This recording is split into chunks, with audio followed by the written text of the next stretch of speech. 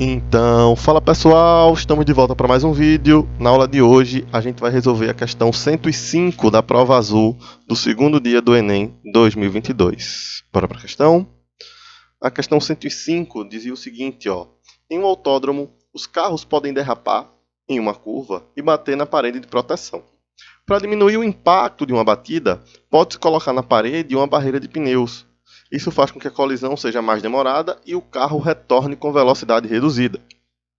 Outra opção é colocar uma barreira de blocos de um material que se deforma, tornando-a tão demorada quanto a colisão com pneus, mas que não permite a volta dos carros após a colisão. Comparando as duas situações, como ficam a força média exercida sobre o carro e a energia mecânica dissipada, tá? Então vamos lá. A situação aqui é o seguinte: ele está falando de acidentes que ocorrem em autódromos, né? Os carros se chocam com um muro de proteção. Esse muro pode ser de duas maneiras. Pode ser feito com a barreira de pneus, como ele diz aqui. Quando acontece um acidente com a barreira de pneus, o carro bate e retorna à pista, porém com a velocidade reduzida. A outra opção que ele tem é colocar, em vez de pneus, uma barreira de bloco, né? Chamado drywall, para quem acompanha aí automobilismo sabe o que é, né? Quando ele coloca essa barreira de blocos, o chamado drywall, a colisão vai ser tão demorada quanto a colisão de pneus, ou seja, o tempo é o mesmo, essa informação é importante, porém não permite a volta do carro após a colisão, tá? Ou seja, o carro bate nessa parede de blocos e fica, né? Ele para, tá? E aí, com essas informações, ele quer que a gente faça uma análise sobre a força média exercida sobre o carro e sobre a energia mecânica dissipada, tá? Então, vamos lá fazer essa análise. Ó, pessoal, para a gente fazer essa análise, a gente vai utilizar uma grandeza na física que a gente chama de quantidade de movimento, que a gente representa por quê, tá? E a gente vai analisar a variação dessa quantidade de movimento, tá? Esse ΔQ aqui é a variação da quantidade de movimento. A gente pode calcular essa quantidade de movimento, ou essa variação da quantidade de movimento, da seguinte forma, né? O ΔQ é a quantidade de movimento final menos a quantidade de movimento inicial, tá? E a quantidade de movimento é o produto da massa do corpo vezes a sua velocidade. Ou seja, o ΔQ seria a massa vezes a velocidade final menos a massa vezes a velocidade inicial, tá? Então vamos deixar isso aqui salvo porque a gente vai partir dessa análise. Você fala, professor, beleza. Mas ele não quer uma análise sobre a quantidade de movimento, ele quer uma análise sobre a força e sobre a energia mecânica dissipada. Isso, exatamente, vê só. Aí, para a gente relacionar isso aqui com força, a gente precisa lembrar da teoria do impulso, né? Lembra que impulso é igual à variação da quantidade de movimento. E que também o impulso é igual ao produto da força aplicada vezes o intervalo de tempo em que ela é aplicada, né? Então, se a gente juntar essas duas equações, né, a gente tem que a variação da quantidade de movimento é igual a força vezes intervalo de tempo. E aí, ó, eu relaciono variação da quantidade de movimento com força. Por isso, a gente vai fazer uma análise da variação da quantidade de movimento para poder saber o que está acontecendo com a força, né? Qual força vai ser maior, se é na parede de blocos ou se é na parede de pneus, tá? Então, isolando aqui a força, a gente tem que força seria ΔQ sobre ΔT. O detalhe é que ele diz lá na questão, né, que tanto na parede de pneus quanto na parede de blocos, o tempo é o mesmo, né? O tempo vai ser o mesmo. Então, a gente não vai se preocupar com esse intervalo de tempo. Basta fazer a análise da variação da quantidade de movimento. Quem tiver maior variação da quantidade de movimento vai ter uma maior força exercida, né? Já que eles são grandezas aqui, ó, diretamente proporcionais, já que eles estão separados pela igualdade, né? Estão na mesma linha, tá? Então, simplesmente o que a gente vai fazer é uma análise da variação da quantidade de movimento. A situação que apresentar uma maior variação da quantidade de movimento vai ser a situação que terá a maior força exercida. Bom, então vamos lá. Como são duas situações, vamos separar. Vamos fazer primeiro a análise para a situação em que a parede é feita de pneus. Quando a parede é feita de pneus, ele diz lá no texto, né? O carrinho vai, tem uma certa velocidade inicial, VI aqui, se choca com o muro e retorna, né? Ele retorna com uma baixa velocidade. Está aqui, ó, ele retorna com velocidade reduzida, mas retorna. Então ele tem uma velocidade inicial e tem aqui uma velocidade final, tá? O detalhe aqui, ó, é que como essas velocidades têm sentidos opostos, né, e são grandezas vetoriais, a gente tem que botar uma como negativo, né? O sinal de menos é para indicar que aquela grandeza tem sentido oposto, tá? Então, se a gente fosse calcular a variação da quantidade de movimento nesse caso aqui, seria, ó, ΔQ é massa, velocidade final, menos massa vezes velocidade inicial.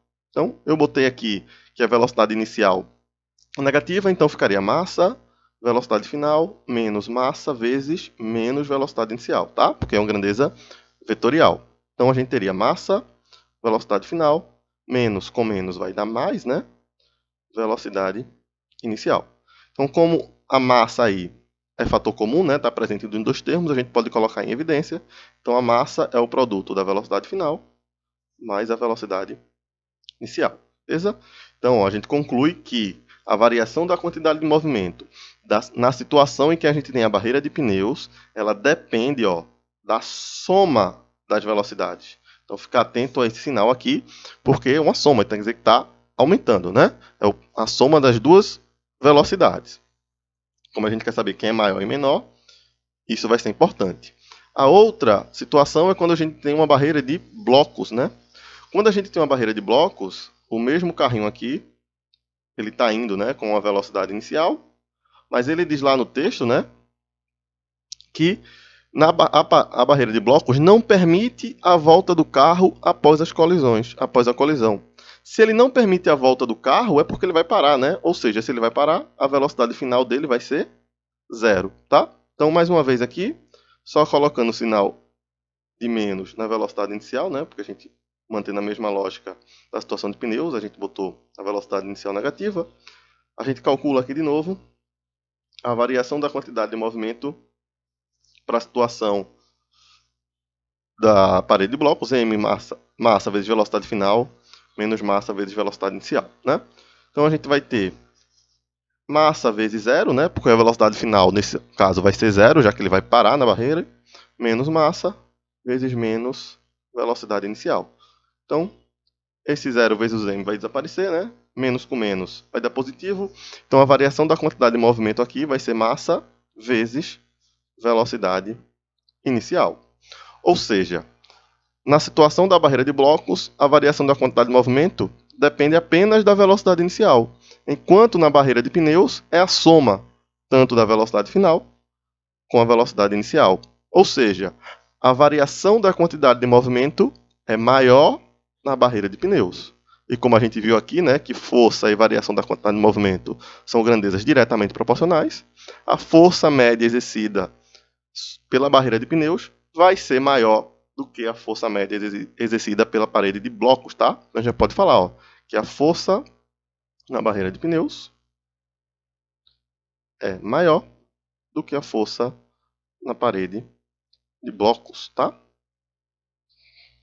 Pronto. A outra análise que ele quer que a gente faça, né, ó, é sobre a energia mecânica dissipada, tá? A lógica vai ser bem parecida, ó. Pessoal, energia mecânica pode ser potencial ou pode ser cinética, né? Nesse caso, como os carrinhos do autódromo têm velocidade, a energia que eles vão ter é a energia cinética, né? Lembrando que energia cinética é a energia que está associada diretamente com a velocidade, né? Então, de novo, a gente tem duas situações. A para a barreira de pneus. Qual é a situação da barreira de pneus? O carrinho tem uma certa velocidade inicial. Se ele tem velocidade inicial, ele vai ter energia cinética, certo? Já que energia cinética é energia da velocidade. Na barreira de pneus, ele bate e retorna com uma certa velocidade final. Claro, a velocidade vai ser menor do que aquela, ou seja, ele tinha uma certa quantidade de energia cinética, bateu no muro, perdeu, uma parte dessa energia foi dissipada, porém, uma outra parte sobrou e ele voltou com essa velocidade. O fato dele ter velocidade final quer dizer que ele tem energia cinética no final também, tá? E se a gente analisar a parede de blocos, né? O carrinho vem com uma certa velocidade inicial, ou seja, ele tem uma certa energia cinética inicial, porém ele não volta. Se ele não volta, ele para na parede, né? Sua velocidade final vai ser zero. Se sua velocidade vai ser zero, ele não vai ter energia cinética. Ou seja, toda a energia do carrinho foi dissipada na parede de blocos, né? Toda a energia foi consumida, já que ele não tem mais nenhuma velocidade. Então a gente pode dizer que a energia dissipada na parede de blocos vai ser maior do que a energia dissipada na parede de pneus, tá? Por essa condição da velocidade. Se a gente voltar aqui, ó, nas alternativas, a que representa isso que a gente calculou está na letra A. Ó. A força é maior na colisão com a barra de pneus e a energia dissipada é maior na colisão com a barreira de blocos, tá? Então a resposta correta aqui seria a alternativa A. Ok? Era isso, gente. Espero que vocês tenham entendido. Até a próxima. Tchau, tchau.